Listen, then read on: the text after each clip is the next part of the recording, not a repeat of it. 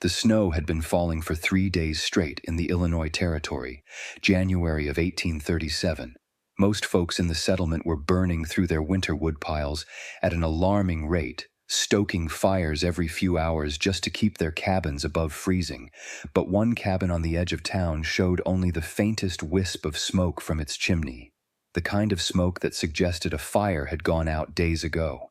Neighbors figured Isaac Thornton had finally given up on his fool project and fled south to warmer territory. Some even talked about checking on the place, worried they might find him frozen solid inside. But when William Morrison finally knocked on the door on the morning of January 9th, 1837, the door swung open to reveal Isaac Thornton in his shirt sleeves, comfortable as a man sitting by a summer fire. The cabin was warm, not just tolerably warm, but genuinely comfortable. Morrison could feel the heat radiating from somewhere beneath the floorboards. He looked around for the source, expecting to see a roaring fire. Instead, he saw only a small bed of coals in the fireplace, barely enough to boil water for coffee.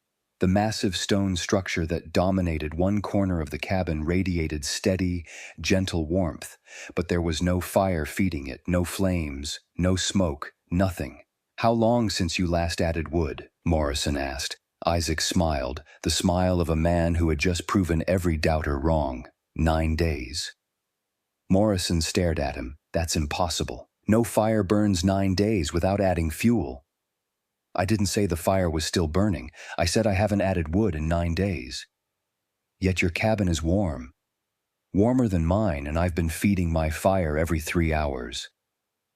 Isaac walked over to the stone structure and placed his palm on it. "It's not about the fire. It's about where the heat comes from and how you store it." This changes everything. What Isaac Thornton had built was something his neighbors had mocked for months. They called it wasteful, impractical, the project of a man with too much time and too little sense. He'd dug a pit 12 feet deep into the earth beneath his cabin.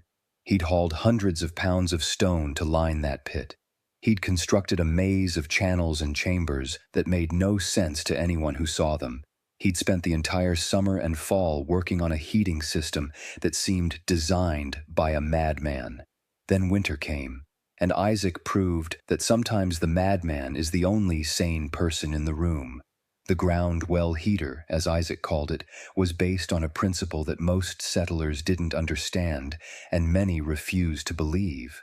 The earth itself, just a few feet below the surface, maintains a relatively constant temperature year-round. In Illinois, that temperature sits around 50 to 55 degrees Fahrenheit. Not warm enough to heat a home on its own, but warm enough to provide a massive reservoir of stable thermal energy. Isaac had figured out how to tap that reservoir, store additional heat in massive thermal mass, and create a system that could keep his cabin comfortable for over a week without adding a single piece of firewood. The story of how he built it, why it worked, and how it quietly spread through frontier communities is about more than just an innovative heating system. It's about understanding energy, about working with natural systems instead of fighting them, and about the difference between what's immediately obvious and what's actually true. Isaac Thornton wasn't a trained engineer. He was a farmer's son from Pennsylvania who'd worked as a stonemason before heading west. But he understood stone.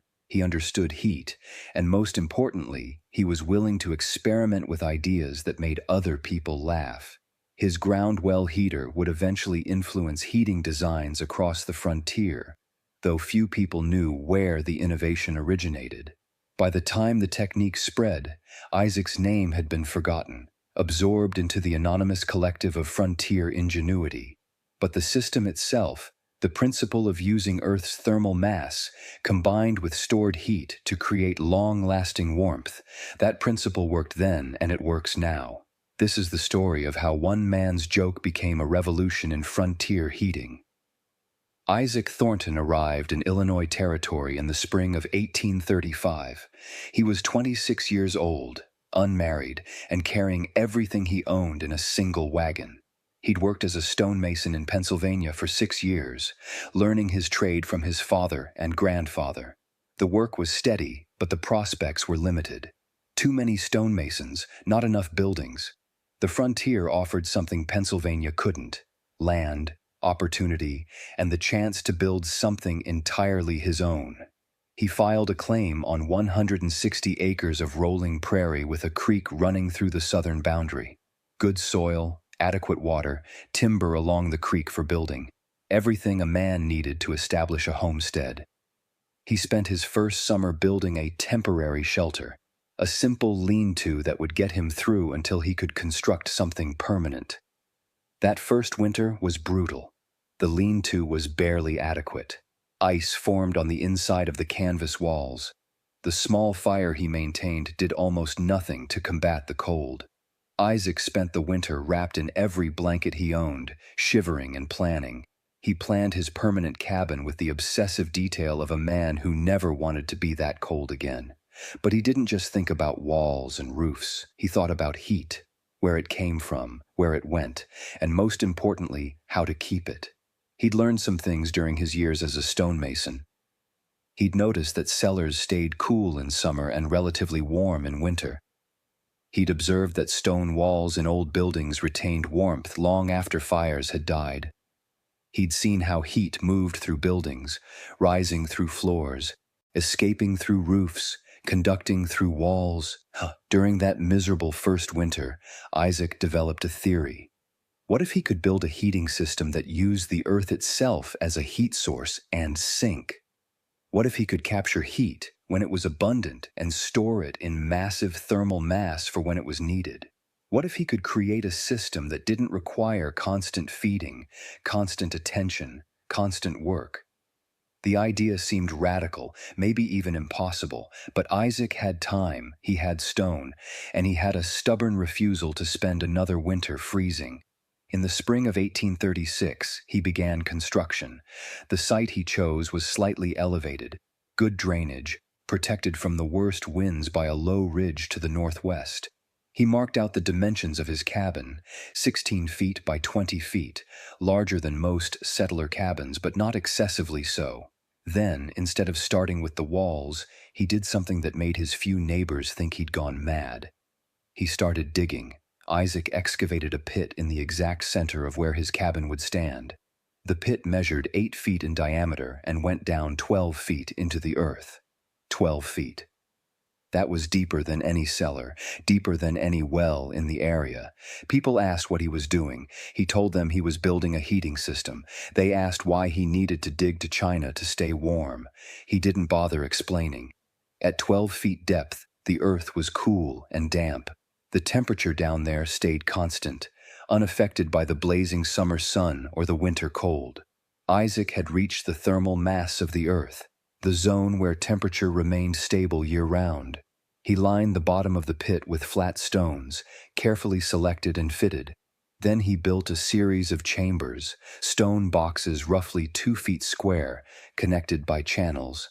The design looked like a maze when viewed from above.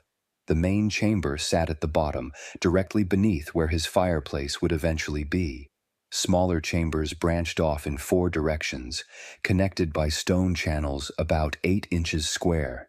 Each chamber was lined with more stone, fitted tight, designed to hold heat. From the main central chamber, Isaac built a vertical shaft lined with stone. This shaft rose 10 feet, stopping 2 feet below where the cabin floor would be. At the top of the shaft, he constructed a large horizontal chamber, 8 feet in diameter and 3 feet tall. This chamber he filled with carefully selected river stones, each one about the size of a man's fist. Thousands of stones, packed tight, creating a massive thermal battery sitting just beneath his cabin floor. The whole system, pit, chambers, channels, shaft, and upper stone chamber represented hundreds of hours of work. Neighbors who saw it shook their heads. They figured Isaac was wasting his summer on an elaborate project that would do nothing but create a dangerous pit beneath his cabin. One neighbor, a man named Thomas Fletcher, came by in July to see the progress. He found Isaac placing stones in the upper chamber, working in the heat of a summer day on what seemed like a pointless task.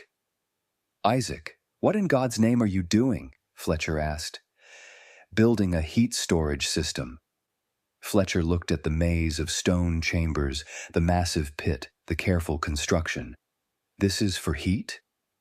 For winter? That's right. Fletcher walked around the pit, examining the work. Must have taken you months, about 3 months so far. And you think this will heat your cabin? I think this will heat my cabin better than any fireplace you've ever seen. Fletcher was skeptical, but he was also curious. How's it supposed to work? Isaac climbed out of the pit and sat down, glad for a break. The earth, 12 feet down, stays at about 55 degrees year-round. That's not warm enough to heat a cabin by itself, but it's a stable base.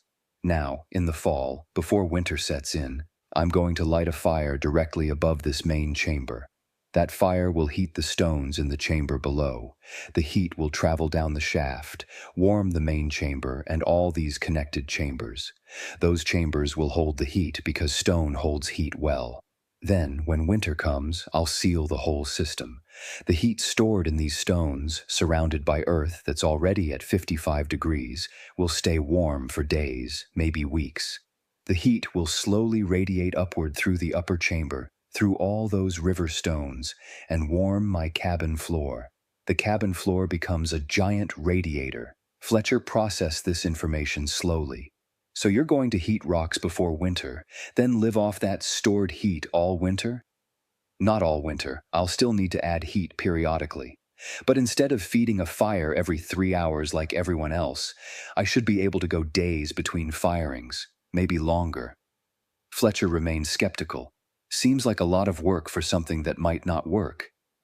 It is a lot of work, but if it works, I'll burn a quarter of the wood everyone else burns, spend a quarter of the time tending fires, and stay warmer doing it. That seems worth the effort. Fletcher left, still doubtful. The story spread through the small settlement. That stonemason fellow was building some kind of underground heating system. Most folks figured it was a waste of time. Isaac continued working through the summer. By August, the pit was complete. The chambers were built, the shaft was lined, and the upper chamber was filled with river stones. He'd moved tons of stone by hand, shaped and fitted thousands of pieces, created a system that existed nowhere else in Illinois territory. Now came the critical part, integrating the heating system into the cabin structure itself.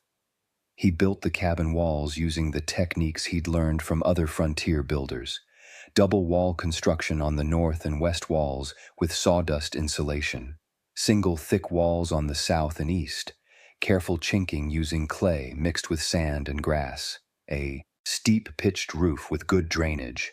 But the floor was where his design differed from every other cabin. Most cabins had packed earth floors or, if the builder was ambitious, split log puncheons. Isaac built a floor from flat limestone slabs. He'd spent weeks selecting and hauling these slabs from a quarry 5 miles away. Each slab was roughly 2 inches thick and as flat as he could find. He laid them directly over the upper stone chamber, creating a solid stone floor that covered the thermal mass below. The limestone floor would conduct heat from the thermal mass below and radiate it into the cabin. This was the critical interface, the point where stored heat would transfer into living space. Above the stone floor, in the northwest corner of the cabin, Isaac built his fireplace. But this wasn't a standard fireplace. The firebox was constructed so that its bottom sat directly above the opening of the vertical shaft that led down to the main chamber 12 feet below. When Isaac lit a fire in this fireplace, the heat wouldn't just warm the cabin directly. It would also radiate downward through the shaft, heating the main chamber and all the connected chambers below. The fireplace served double duty, immediate heat for the cabin and charging heat for the thermal storage system. The chimney was built with a complex series of baffles and channels that extracted maximum heat from the smoke before letting it escape. This was another innovation that neighbors thought was unnecessary complexity. But Isaac knew that every bit of heat pulled from the smoke was heat that didn't escape uselessly into the sky. By October of 1836, the cabin was complete. Isaac moved in and immediately began the process of charging his thermal storage system. He built large, hot fires in the fireplace, keeping them burning for hours at a time. The heat radiated down into the pit, warming the stone chambers. He kept this up for 2 weeks, burning through cords of wood, superheating the massive thermal mass he'd created. His neighbors, seeing the smoke pouring from his chimney day and night, figured he was trying to stay warm in his new cabin. They didn't understand he was storing heat, banking energy for the winter ahead. By early November, the thermal mass was fully charged. The stone chambers 12 feet below his cabin floor held heat at temperatures well above 100 degrees. The upper chamber of river stones was thoroughly warmed. The limestone floor was warm to the touch. Isaac sealed the system. He built a thick stone cap over the fireplace opening that led to the shaft below, preventing heat from escaping back up. Now the system was closed. The heat stored below would slowly radiate upward through the limestone floor. The rate of heat loss would be incredibly slow because the thermal mass was surrounded by earth that was already relatively warm. The temperature gradient between the stored heat and the surrounding earth was much smaller than the gradient between a fire and cold winter air. This meant heat would escape much more slowly. Then Isaac did something that seemed insane to his neighbors. He let his fire go out. It was November. Temperatures were dropping into the 20s at night, and Isaac Thornton let his fire go completely out. For 3 days, his cabin showed no smoke at all. Neighbors assumed he'd left or frozen.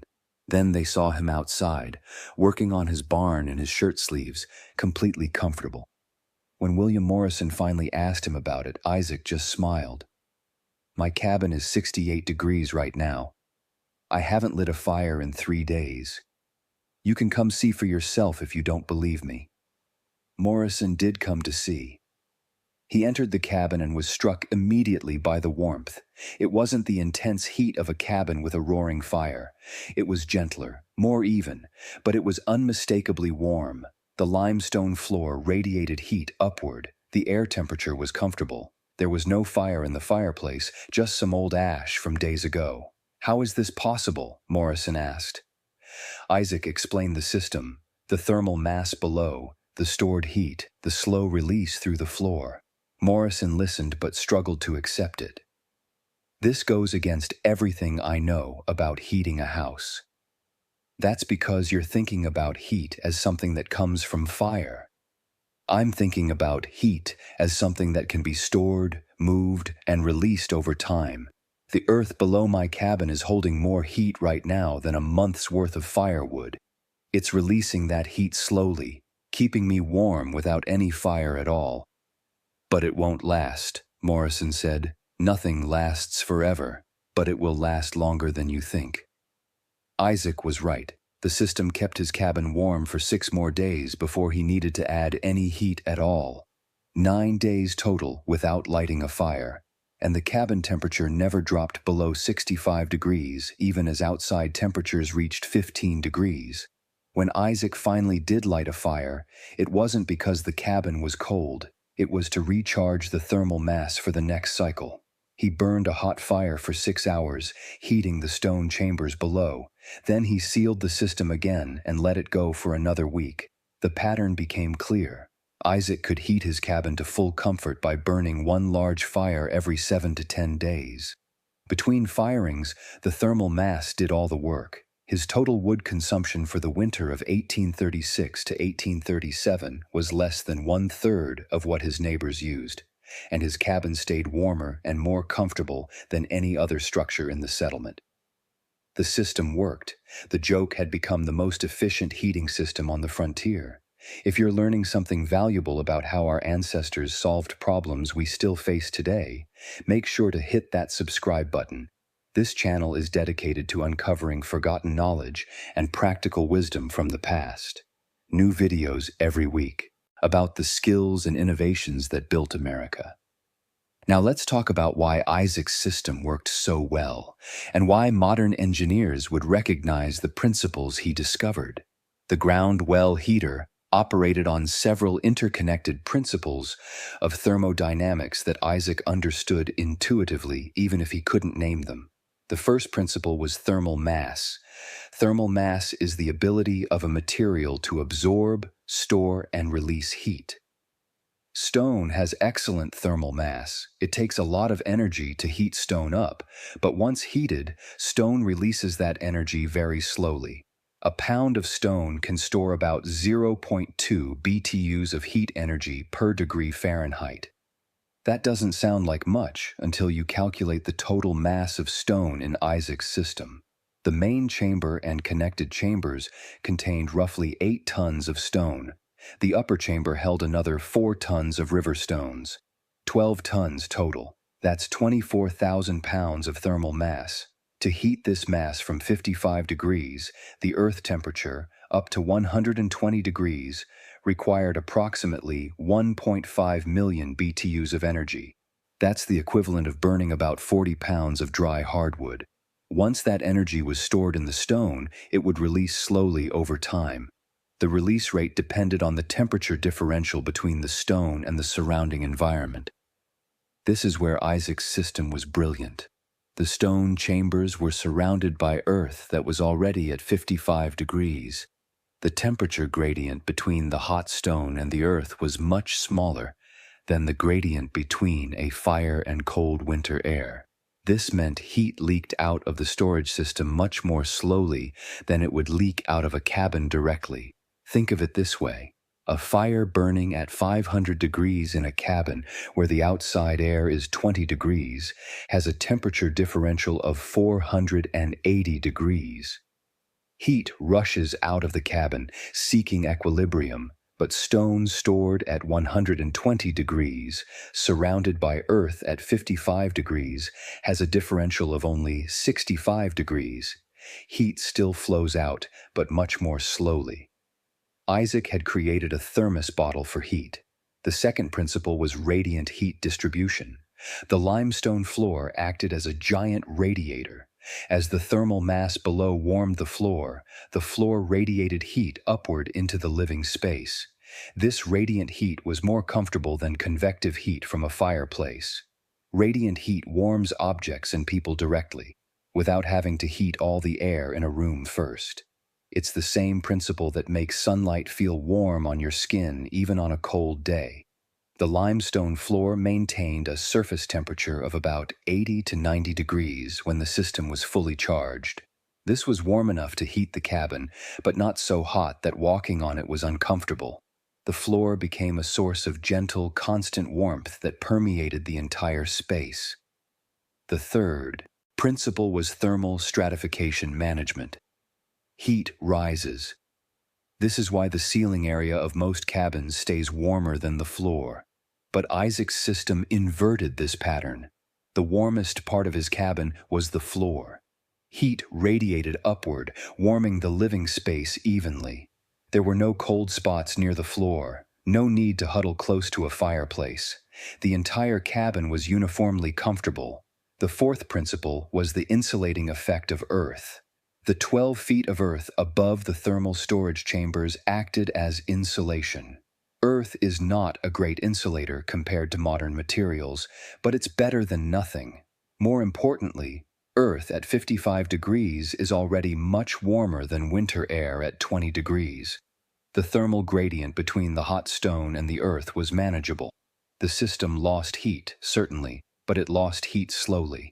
Mathematical models of Isaac's system, created by modern engineers who've studied historical accounts, suggest the thermal mass would lose approximately 5 to 7% of its stored heat per day.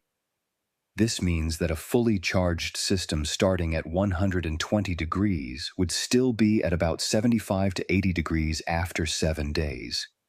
That's still warm enough to keep a well-insulated cabin comfortable. Isaac didn't do these calculations. He didn't know about BTUs or thermal conductivity coefficients.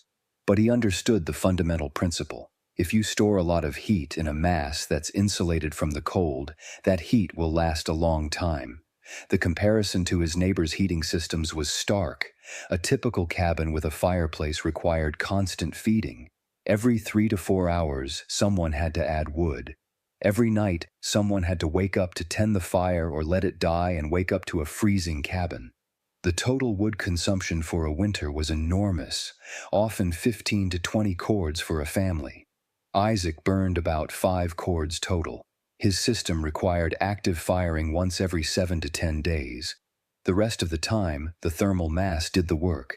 This freed him from the constant labor of fire tending. He could sleep through the night without worry. He could leave his cabin for days if necessary, and it would still be warm when he returned. The economic and practical advantages were overwhelming.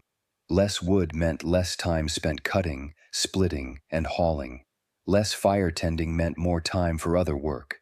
More consistent temperatures meant better health and comfort. The system essentially converted labor-intensive fire management into a periodic maintenance task. By the winter of 1837 to 1838, 3 other settlers in the area had built modified versions of Isaac's system. The word had spread. The joke had become something people wanted to copy. But building a ground well heater required significant upfront labor. The pit had to be dug, the chambers built, the thermal mass installed. This was not a quick project. It required weeks or months of work before winter arrived. Many settlers couldn't or wouldn't invest that time. They continued with traditional fireplaces, burning massive amounts of wood and tending fires constantly. But those who did build the system became converts. A farmer named Robert Dawson built a ground well system in the fall of 1837. He documented his wood consumption carefully.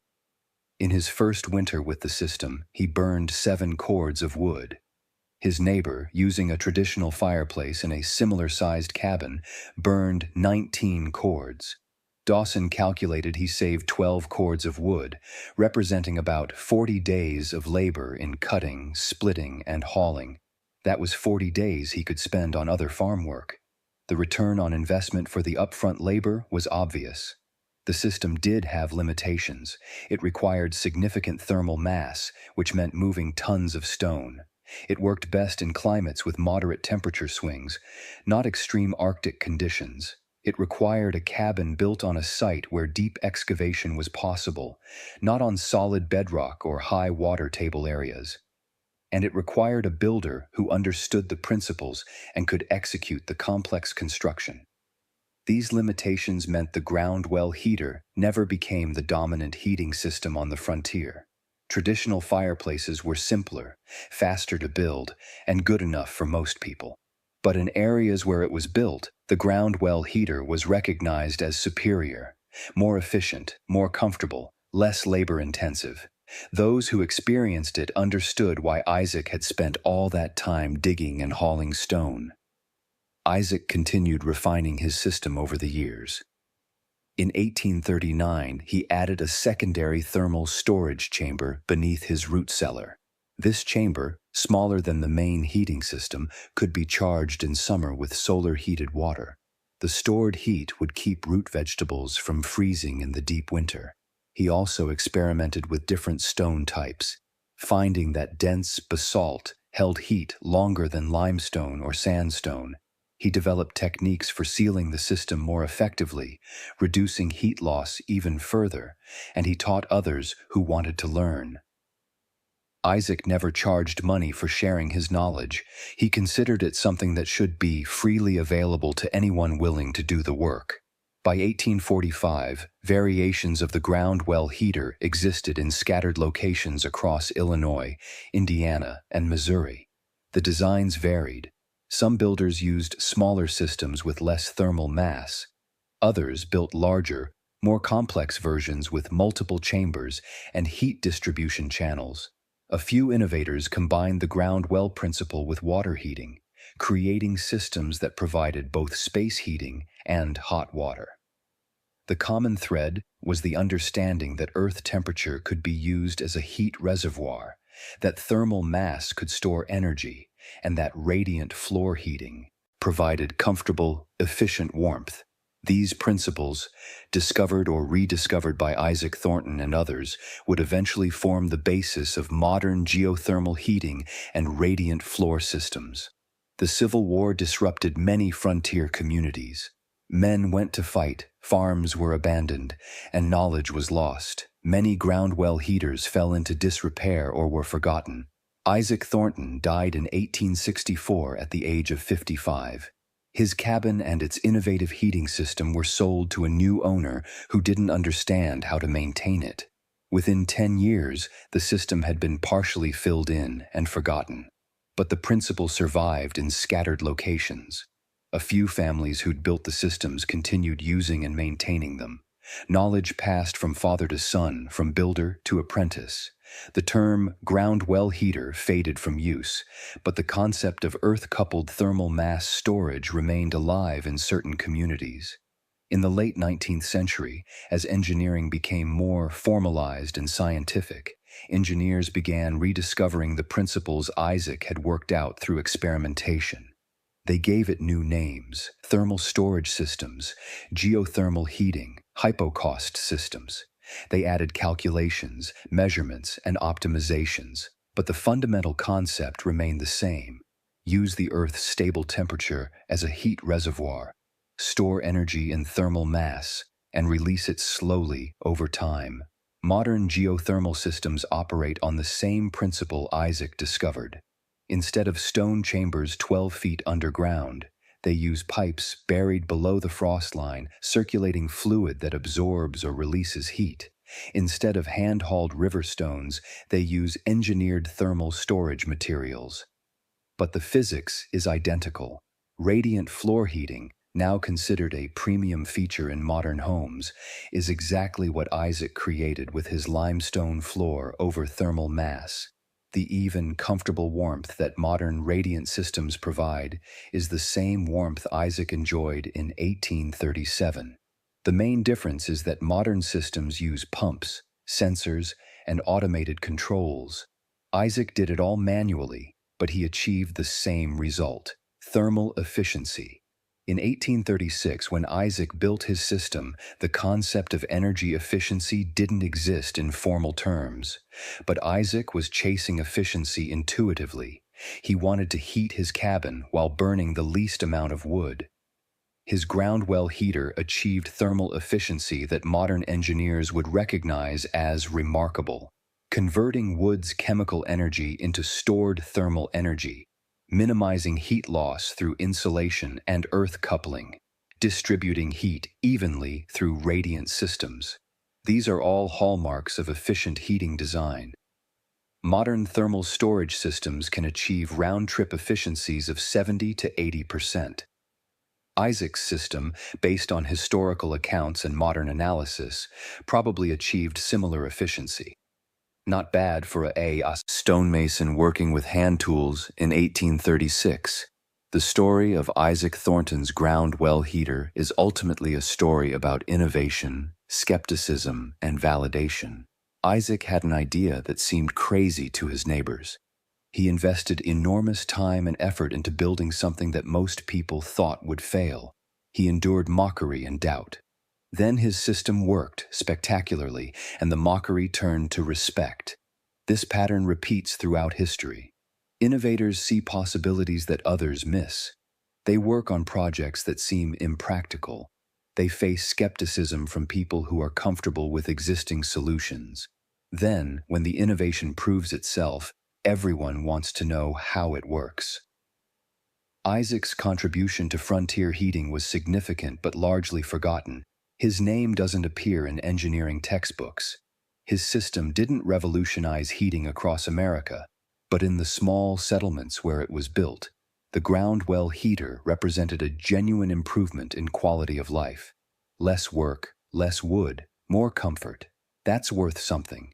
The broader lesson from Isaac's story is about the value of understanding principles over following procedures. Most settlers built fireplaces because that's what everyone did. It was the known solution, the accepted method. Isaac looked at the problem differently. He asked why heat had to come from constant fire. He wondered if heat could be stored and released over time. He thought about the physics of heat transfer even if he couldn't articulate it in technical language.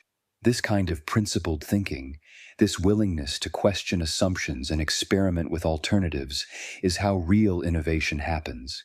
It's not about having the most resources or the best tools. It's about seeing the problem clearly and being willing to try something different. Isaac's ground well heater also demonstrates the importance of upfront investment. The system required massive effort before it provided any benefit. Weeks of digging, tons of stone moved, complex construction completed, all before the first day of warmth was generated. Many people aren't willing to make that kind of upfront investment. They want immediate results. They choose the quick solution even if it's less efficient in the long run. Isaac chose differently. He invested heavily up front because he understood the long-term payoff. One season of hard labor would provide years of efficient heating. That calculation made sense to him even when it seemed crazy to others. Modern society has largely lost this willingness to invest up front for long-term benefit. We want instant results, quick fixes, immediate gratification. We've forgotten that the best solutions often require significant initial effort. Isaac's story reminds us that some things are worth the wait, worth the work, worth the investment. The 9 days without adding wood wasn't just a technical achievement, it was proof of concept. It demonstrated that Isaac's seemingly crazy idea actually worked. It validated months of labor and years of thinking, and it changed how a small number of people thought about heating their homes. That's the power of proof. You can explain your idea, you can argue for it, you can try to convince people with logic, but nothing persuades like results. When William Morrison walked into Isaac's warm cabin and learned that no fire had burned for 9 days, all skepticism disappeared.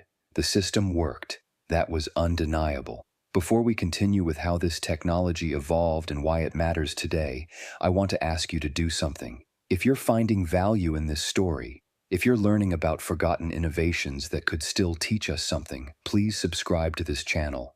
Hit that notification bell so you don't miss future videos. We're dedicated to uncovering the practical wisdom of the past, the skills, techniques, and knowledge that built this country. Your subscription helps us continue this work.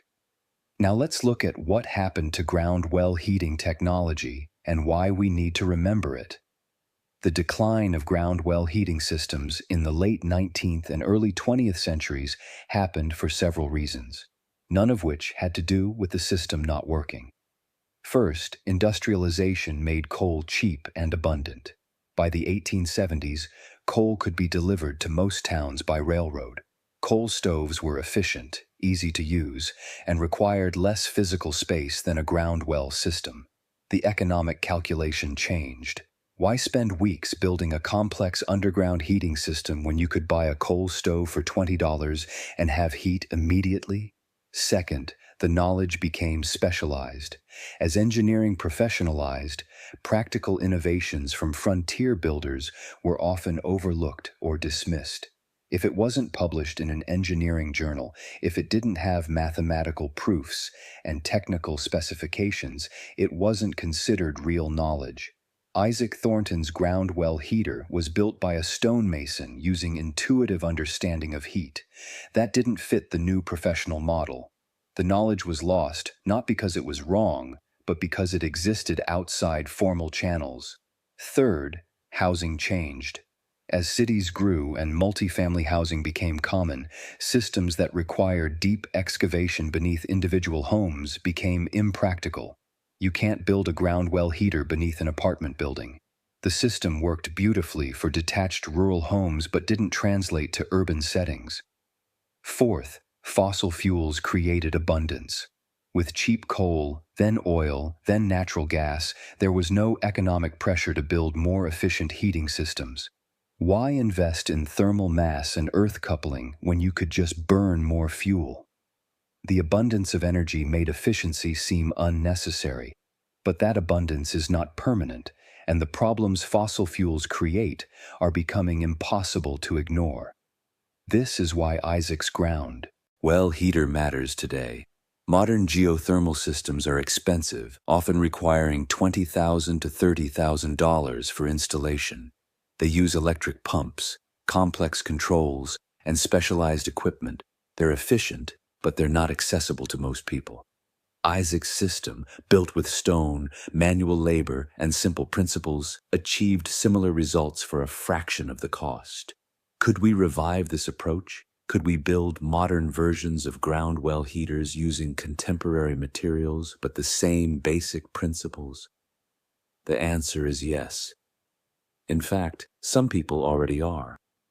A growing number of experimental builders are constructing thermal mass systems inspired by historical designs like Isaac's. They use modern insulation materials to reduce heat loss. They incorporate solar heating to charge the thermal mass. They add sensors and monitors to track performance. But the core concept remains. Store heat in mass, couple that mass to the stable temperature of the Earth, and release the heat slowly over time. These modern ground well systems achieve impressive results. One experimental home in Minnesota uses a thermal mass system buried 8 feet underground. The system stores heat from summer sun and releases it throughout winter. The home requires no conventional heating system at all. Total energy input is passive solar. The thermal mass does the rest. Another project in Montana built a stone thermal storage system beneath a greenhouse. The mass is charged during sunny winter days and releases heat at night, keeping the greenhouse above freezing even when outside temperatures drop below zero. The greenhouse produces fresh vegetables year-round. The system cost less than $5,000 to build, mostly labor. These examples are not common. They're experimental, built by people willing to invest time and effort into unconventional solutions. But they prove that the principle Isaac discovered remains valid. Thermal mass coupled to earth temperature can provide efficient, comfortable heating with minimal ongoing energy input. This matters because we face an energy crisis. Not the immediate shortage kind of crisis, but the long-term sustainability kind. Fossil fuels are finite. They produce emissions that are changing the climate. The way we heat our homes needs to change. Modern high-efficiency systems help.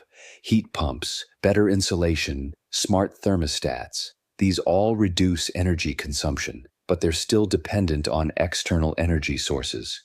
They still require electricity or gas. They still have ongoing costs. A properly designed thermal mass system, charged with solar energy or waste heat and coupled to earth temperature, can provide heating with zero ongoing energy cost. The upfront investment is substantial, but the long-term payoff is permanent. This is the calculation Isaac made in 1836. It's still valid today. The technical challenges are manageable. We know more about thermodynamics than Isaac did. We have better materials, better insulation, better tools. We could build thermal mass systems that are more efficient, more reliable, and easier to maintain than his original ground well heater. The real barrier is not technical, it's cultural. We've forgotten how to think about heating the way Isaac did. We think about heating as something we buy, not something we build. We expect to flip a switch and get warmth immediately. We're not willing to invest months of labor for long-term efficiency. We want convenience, not sustainability. But some people are remembering the natural building movement, the off-grid community, the sustainable living advocates.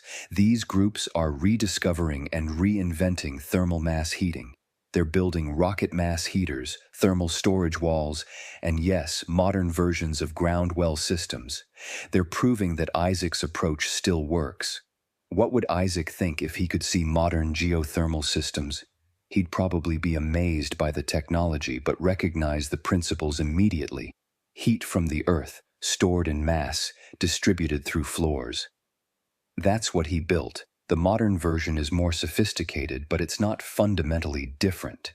He might also be disappointed that his simple, accessible approach was forgotten in favor of complex, expensive systems that most people can't afford. Isaac's ground well heater could be built by anyone with basic construction skills and a willingness to work. Modern geothermal systems require professional installation and significant capital. We've gained efficiency but lost accessibility. The ideal system might be somewhere in between. Take Isaac's core principle, thermal mass coupled to earth temperature. Add modern materials for better insulation and heat distribution. Keep the construction simple enough that skilled homeowners can build it themselves. Create a heating system that's efficient, sustainable, and accessible. That's possible. It requires rethinking our assumptions about heating. It requires valuing long-term efficiency over short-term convenience. It requires being willing to invest upfront for permanent benefit. These are exactly the calculations Isaac made. Maybe it's time we learned from him. The story of the ground well heater is not just historical curiosity. It's a case study in sustainable design, a reminder that effective solutions don't always require high technology, and proof that one person's innovation can quietly change how communities function. Isaac Thornton built his system to solve a personal problem. He didn't set out to revolutionize heating. He just wanted to stay warm without spending his entire winter cutting wood. But in solving his problem, he discovered principles that others could use. He created knowledge that spread and evolved. He demonstrated that sometimes the best solution is not the obvious one. The 9 days without adding wood represents more than just an efficient heating system. It represents a different way of thinking about energy, about comfort, about the relationship between human shelter and natural systems. Isaac didn't try to overpower winter with constant fire. He worked with natural patterns, storing heat when abundant, releasing it slowly as needed. This approach, working with nature rather than against it, is the foundation of sustainable design. It's how humans lived for thousands of years before fossil fuels made us forget. Isaac's ground well heater was a brief reminder of that older, wiser approach. The practical lessons from Isaac's system are still relevant. First, thermal mass matters. The ability to store heat or cold in materials that release it slowly is incredibly valuable. Modern buildings often ignore thermal mass in favor of lightweight construction. This makes them thermally unstable, dependent on constant heating or cooling. Adding thermal mass, whether stone floors, thick walls, or buried storage systems, stabilizes temperatures and reduces energy needs. Second, earth coupling works. The stable temperature of the earth below frost line is a massive free thermal reservoir. Systems that connect to this reservoir gain stability and efficiency. This doesn't require expensive geothermal systems. Even simple connections, like earth-bermed walls or deep foundations, provide benefit. Third, radiant heat is superior to convective heat. Warming surfaces that then radiate heat to occupants is more comfortable and efficient than heating air. Isaac understood this when he built his limestone floor radiator. Modern radiant systems prove the same principle. Fourth, upfront investment in efficiency pays long-term dividends. The time Isaac spent building his system was repaid many times over in reduced wood cutting and increased comfort. The same is true for modern efficiency investments. Better insulation, thermal mass, passive solar. These require initial cost but provide permanent benefits. Fifth, simplicity and resilience go together. Isaac's system had no moving parts, no pumps, no controls. It was inherently reliable. Modern systems gain efficiency through complexity but lose resilience. The more complex a system, the more that can fail. Simple systems, properly designed, can last generations. Isaac Thornton's ground well heater stood as testament to these principles for over 30 years. The cabin changed hands several times. Each owner benefited from the system Isaac had built. They didn't all understand how it worked, but they all understood it worked. That's the mark of good design. It functions regardless of whether the user understands the underlying principles. Eventually, as mentioned earlier, the system fell into disuse. New owners in the 1890s didn't maintain it properly. The stone chambers gradually filled with debris. The limestone floor was covered with wood planking. The thermal mass was still there, buried beneath the cabin, but it was no longer functional. The cabin itself was demolished. In 1923, the land was sold and incorporated into a larger farm. Any trace of Isaac's innovation disappeared beneath plowed fields, but the idea survived. Scattered across the Midwest, a few families still maintain thermal mass heating systems built in the mid-1800s. These systems were curiosities, odd remnants of frontier ingenuity, but they worked. Some are still working today. There's a farmhouse in southern Illinois, built in 1851, that incorporates a thermal storage system clearly inspired by Isaac's design. The current owners, descendants of the original builders, still use the system. They charge it with solar-heated water in summer and draw heat from it in winter. They supplemented it with modern heating, but the core system still functions. That's over 170 years of operation. Try finding a modern furnace that lasts even 20 years. These surviving systems are living proof that Isaac's principle was sound. Thermal mass, earth coupling, and radiant distribution create heating systems that are efficient, comfortable, and incredibly durable. The knowledge of how to build them should not remain forgotten. The story of Isaac Thornton and his ground well heater ends not with his death, but with the question of what we choose to remember. History is not just dates and famous people. It's also the practical innovations of ordinary people solving everyday problems. Isaac was not famous. His invention did not change the world, but it changed his life and the lives of people in his community. It demonstrated principles that remain valid today. We live in an age of energy crisis, climate change, and sustainability challenges. We need solutions. Some of those solutions will come from cutting-edge technology, but some might come from remembering what people like Isaac Thornton figured out generations ago. The ground well heater worked. It reduced energy consumption, increased comfort, and demonstrated that human shelter can work with natural systems rather than against them. These lessons are not obsolete. They're more relevant now than ever. So what's the takeaway from Isaac's story? First, question assumptions. Just because everyone does something one way doesn't mean it's the best way. Isaac questioned the assumption that heating required constant fire. His alternative proved superior. Second, understand principles, not just procedures. Isaac didn't follow a blueprint. He understood heat transfer and worked out a system based on principles. This principled thinking enabled innovation. Third, invest for the long term. Isaac's system required enormous upfront effort, but that effort paid dividends for decades. Short-term thinking leads to short-term solutions. Fourth, prove your ideas. Isaac didn't just talk about his theory. He built it, tested it, and demonstrated results. The 9 days without adding wood was undeniable proof. Fifth, share knowledge freely. Isaac taught anyone who wanted to learn. He didn't hoard his innovation. This allowed the knowledge to spread and benefit others. These lessons transcend heating systems. They apply to any problem-solving situation.